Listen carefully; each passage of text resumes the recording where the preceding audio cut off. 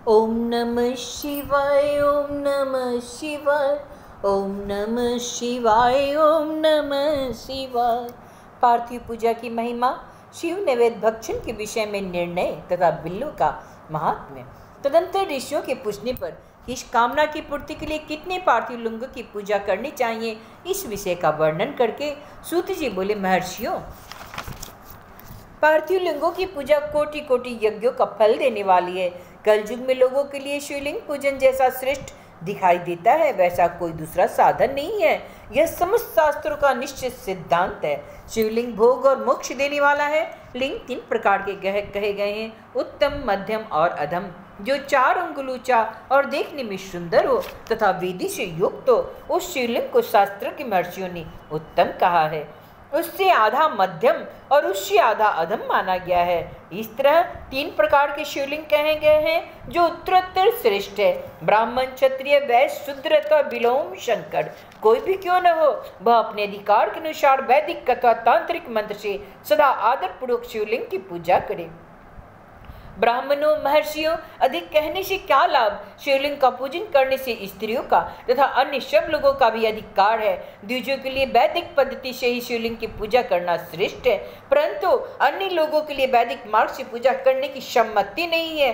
वेदज्ञ द्विजों की वैदिक मार्ग से पूजा करना ही चाहिए, अन्य मार्ग से नहीं। यह भगवान शिव का कथन है। दधीचि और गौतम आदि ने शाप से जिनका चित्त दग्ध हो गया था, उन द्विजों की वैदिक कर्म में श्रद्धा नहीं होती थी। जो मनुष्य वेदों तथा स्मृतियों में कहे गए सत्कर्मों की अवहेलना करके दूसरे कर्म को करने लगता है, उसका मनोरथ कभी सफल नहीं होता। इस प्रकार विधि पूर्वक भगवान शंकर का नैवेद्य दान पूजन करके उनकी त्रिभुवनमयी 8 मूर्तियों का भी वही पूजन करे।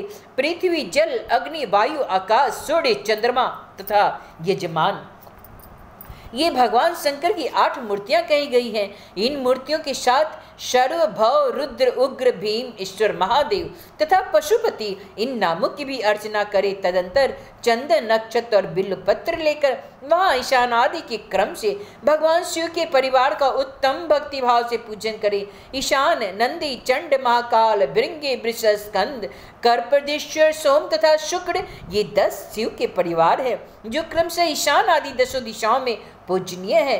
तत्पश्चात भगवान शिव के समक्ष वीरभद्र का और पीछे कीर्ति मुख का पूजन करके विधि पूर्वक 11 रुद्रों की पूजा करें। इसके बाद पंचाक्षर मंत्र का जप करके सतरुद्रीय स्तोत्र का, नाना प्रकार की स्तुतियों का तथा शिव पंचांग का पाठ करें। तत्पश्चात परिक्रमा और नमस्कार करके शिवलिंग का विसर्जन करे।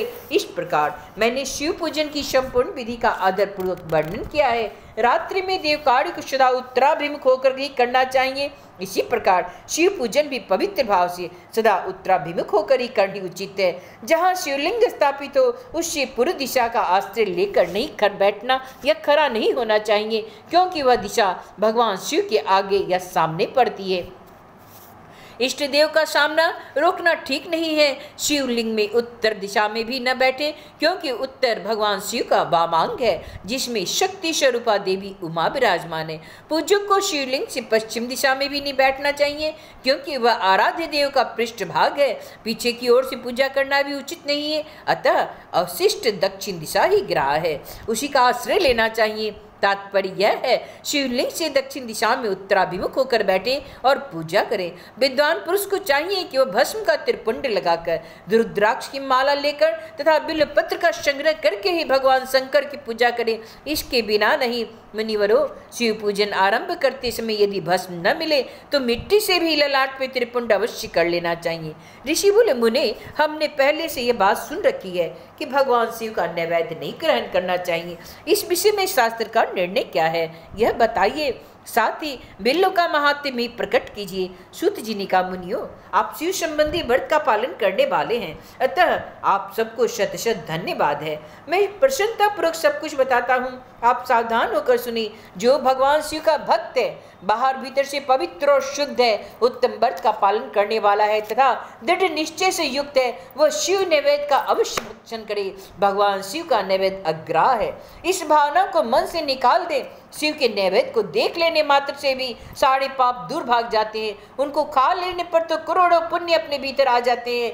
आए हुए शिव नैवेद्य को सिर झुकाकर प्रसन्नता के साथ ग्रहण करे और प्रयत्न करके शिव स्मरण पूर्वक उसका भक्षण करे। आए हुए शिव नैवेद्य को यह कहकर कि मैं इसे दूसरे समय में ग्रहण करूंगा, लेने में विलंब कर देता है, वह मनुष्य निश्चय ही पाप से बंध जाता है। जिसने शिव की दीक्षा ली है उस शिव भक्त के लिए यह शिव नैवेद्य अवश्य भक्षणीय है, ऐसा कहा जाता है।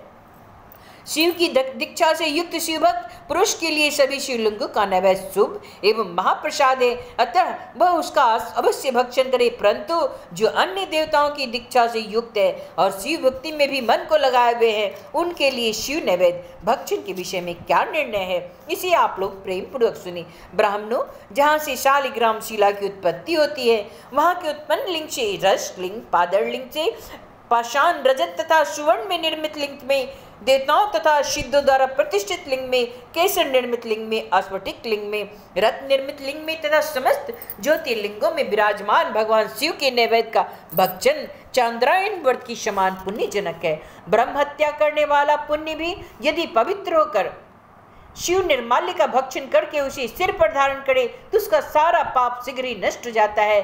पर यहाँ चंड का अधिकार होता है। वहाँ जो शिव निर्माल्य हो उसे साधारण मनुष्य को नहीं खाना चाहिए। जहाँ पर चंड का अधिकार नहीं, वहाँ के शिव निर्माल्य का सभी को भक्तिपूर्वक भोजन करना चाहिए। बाण लिंग, नर्मदेश्वर, लोह निर्मित स्वर्ण आदि धातु में लिंग, सिद्ध लिंग, जिन लिंगों की उपासना से किसी ने सिद्धि प्राप्त की है अथवा जो सिद्धों द्वारा स्थापित है, वे लिंग, स्वयंभू लिंग, इन सब लिंगों में तथा शिव की प्रतिमाओं मूर्तियों में चंड का अधिकार नहीं है। जो मनुष्य शिवलिंग को विधि पूर्वक स्नान कराकर उस स्नान से जल का 3 बार आचमन करता है, उसकी कायिक, वाचिक और मानसिक तीनों प्रकार के पाप शीघ्र नष्ट हो जाते हैं। जो शिव नैवेद्य पत्र, पुष्प, फल और जल अग्राह है, वह सब भी शालग्राम शिला के स्पर्श से पवित्र ग्रहण के योग्य हो जाते हैं। मनुष्यों, शिवलिंग के ऊपर चढ़ा हुआ जो द्रव्य है वह अग्राह है। जो वस्तु लिंग स्पर्श से रहित है, अर्थात जिस वस्तु को अलग रखकर शिव जी को निवेदित किया जाता है, लिंग के ऊपर चढ़ाया नहीं जाता, उसी अत्यंत पवित्र जानना चाहिए। हे मुनिवरों, इस प्रकार नैवेद्य के विषय में शास्त्र का निर्णय बताया गया है। अब तुम लोग सावधान होकर आदरपूर्वक बिल्लू का महात्म्य सुनो। यह बिल्लू वृक्ष महादेव जी का ही रूप है। देवताओं ने भी इसकी पूजा की है, स्तुति की है। फिर जिस किसी तरह से इसकी महिमा कैसे जानी जा सकती है?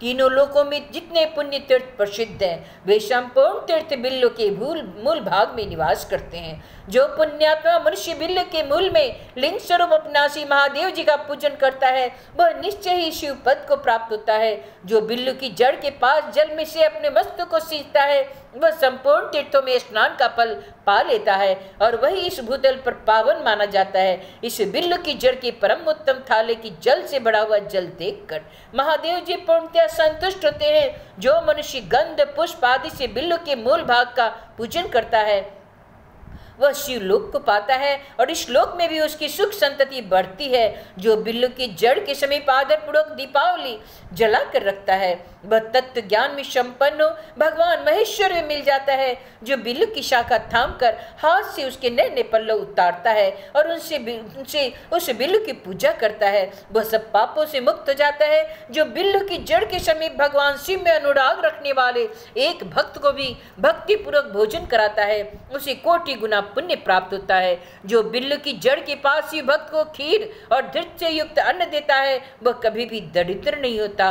ब्राह्मणों, इस प्रकार मैंने शांगोपान शिवलिंग पूजन का वर्णन किया है। यह प्रवृत्ति मार्गी तथा निवृत्ति मार्गी पूजकों के भेद के 2 प्रकार का होता है। प्रवृत्ति मार्गी लोगों के लिए पीठ पूजा इस भूतल पर संपूर्ण अभिष्ट वस्तु को देने वाली होती है। प्रवृत्त पुरुष सुपात्र गुरु आदि के द्वारा ही सारी पूजा संपन्न करे और अभिषेक के अंत में अगहनी के चावल से बना हुआ नैवेद्य निवेदन करे। पूजा के अंत में शिवलिंग को शुद्ध संपुट में विराजमान करके घर के भीतर कहीं अलग रख दे। निवृत्ति मार्ग उपासकों के लिए हाथ पर ही शिव पूजन का विधान है। उन्हें भिक्षा आदि से प्राप्त अपने भोजन को ही नैवेद्य रूप में निवेदित कर देना चाहिए। में निमृत पुरुषों के लिए सूक्ष्म लिंग ही श्रेष्ठ बताया जाता है। वे विभूति से पूजन करें और विभूति को ही नैवेद्य रूप से निवेदित भी करें। पूजा करके उस लिंग को सदा अपने मस्तिष्क पर धारण करें। ओम नमः शिवाय, ओम नमः शिवाय, ओम नमः शिवाय, ओम नमः शिवाय।